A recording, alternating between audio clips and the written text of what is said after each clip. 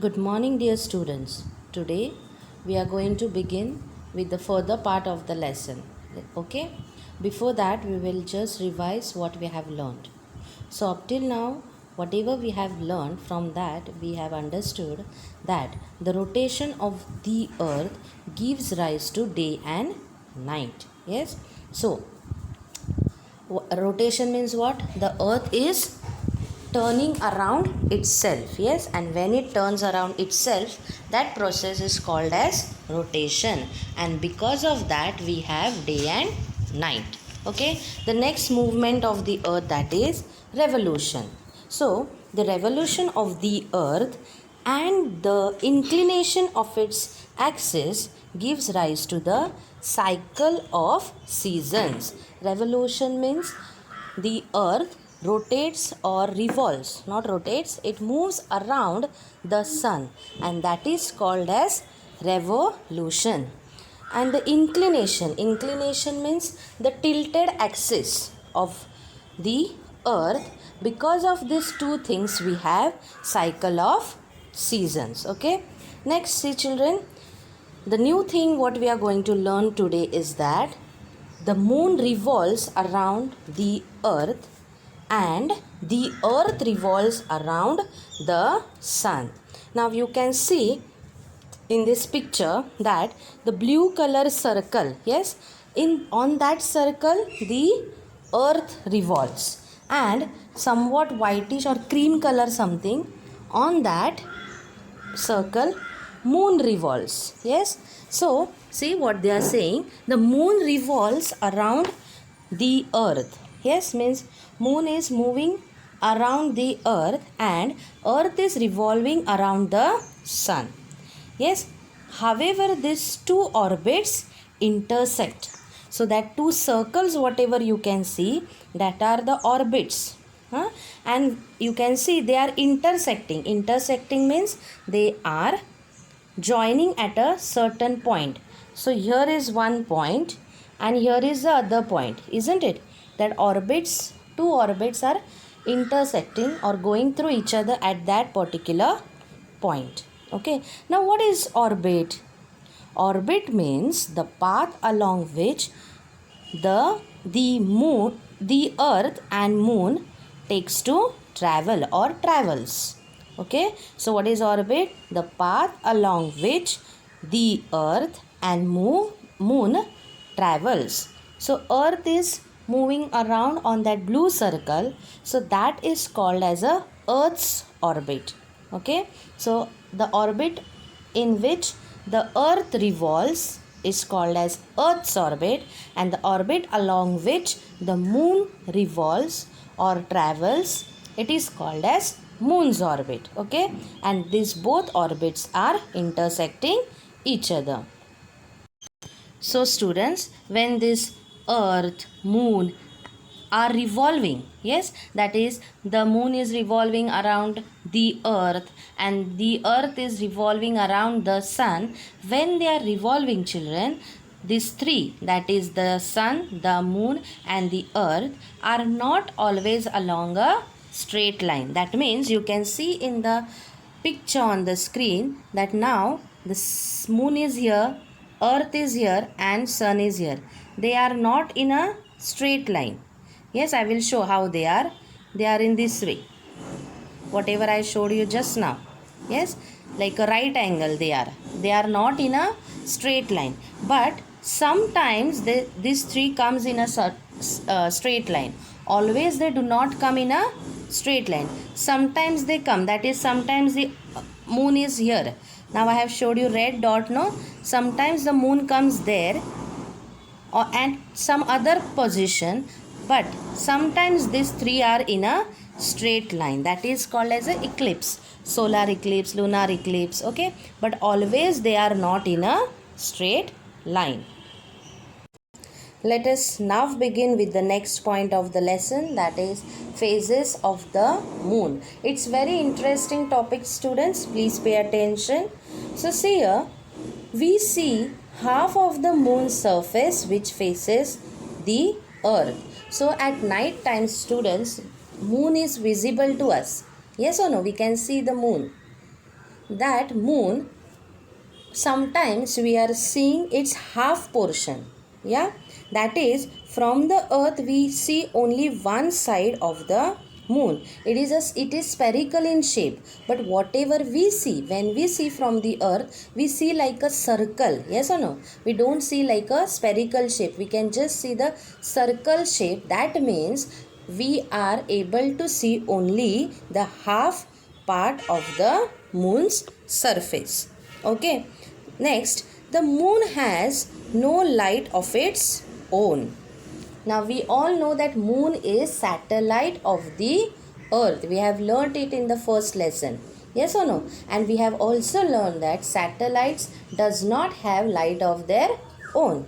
Then students, how can we see this moon? Yes, see, we can see the moon because of the sun's light that falls on it.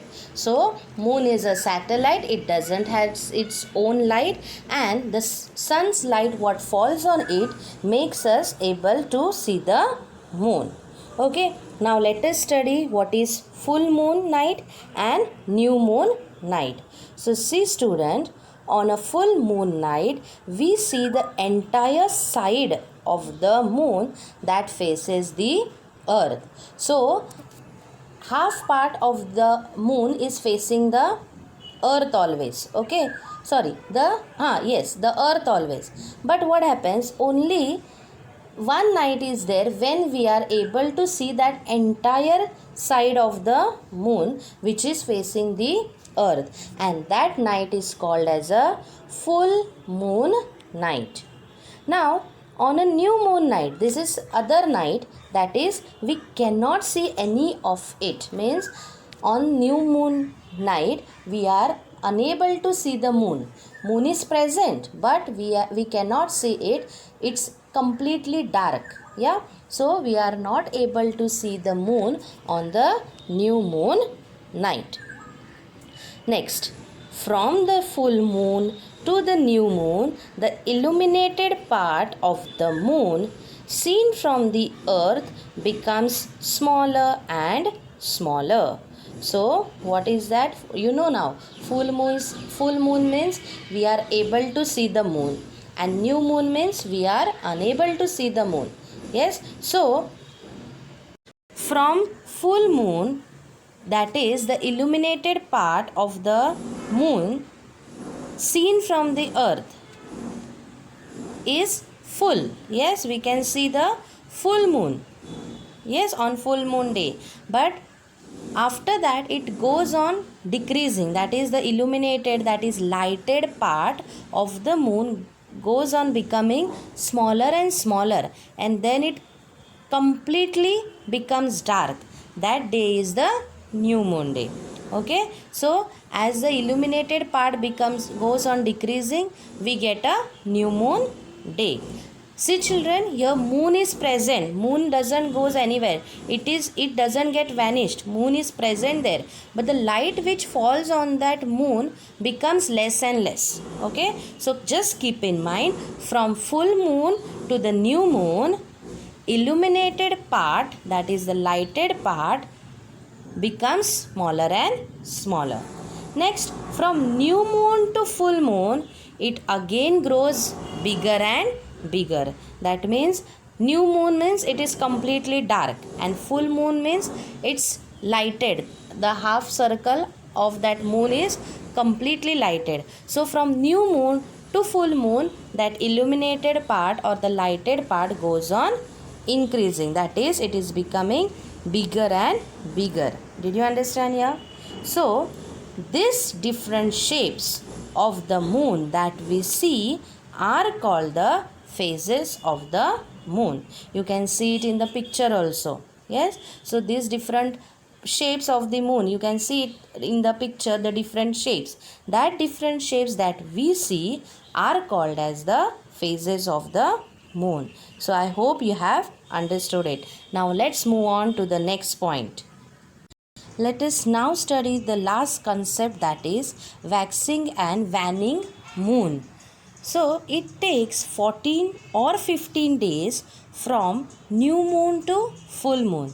That means the moon is not visible and the illuminated part goes on increasing and increasing, and after 14 or 15 days we are able to see the entire, that is the half moon. So we have a full moon day. Yes, so it takes 14 to 15 days from new moon to full moon. Okay, and this is the fortnight of the waxing moon. Yes, fortnight means 2 weeks. So it takes almost 2 weeks from new moon to full moon. Yes, and this fortnight is of the waxing moon. So this is called as a waxing moon. Okay, after the full moon, the moon appears smaller and smaller, and after 14 to 15 days it is new moon again. Means now we had full moon. Yes, so again the illuminated part goes on becoming smaller and smaller, and then again we get new moon back. And this again takes 14 to 15 days. Yes, so we are able to see the moon now. Again it goes on decreasing and it becomes dark, that is new moon. Yeah, so this period also takes 14 or 15 days. So this period is the fortnight of waning moon. Did you understand? So period of 14 or 15 days from new moon to full moon is called as waxing moon, and from full moon to new moon is called as a waning moon. Did you understand? So see, thus the period from one new moon to the next is of how many days? 28 or 30 days. See, new moon to full moon 14 or 15 days. Again full moon to new moon 14 or 15 days. 14's double is 28, 15's is 30. So from one new moon to the next new moon only we require how many days? 28 or 30 days. And this is called as a lunar month. Okay, the period from one new moon to the next is of 28 to 30 days. It is called the lunar month. And students, every day of the lunar month is called a Tithi. Okay, so I hope you have understood what is waxing and waning moon.